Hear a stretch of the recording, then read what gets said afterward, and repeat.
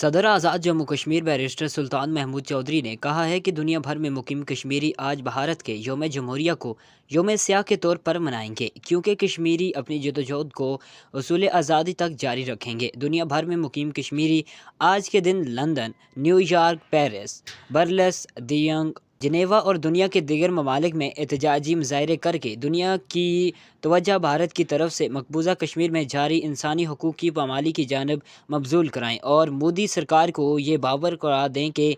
بھارت کشمیری عوام کے جذبہ حریت کو اپنے توپ و تفنگ سے زیر نہیں کر سکتا اور کشمیری عوام کی جدوجہد مقبوضہ کشمیر کی آزادی تک جاری رہے گی، کیونکہ 5 اگست 2019 کے بعد مقبوضہ کشمیر میں مکمل لاک ڈاؤن اور کرفیو ہے۔ بھارتی حکومت نے شہریوں سے جینے کا حق بھی چھین لیا ہے۔ کشمیری نہ پہلے جھکے ہیں اور نہ اب دنیا کی کوئی طاقت ان کے جذبے کو زیر کر سکتی ہے۔ منیب عباسی، کنٹری نیوز، مظفرآباد، آزاد کشمیر۔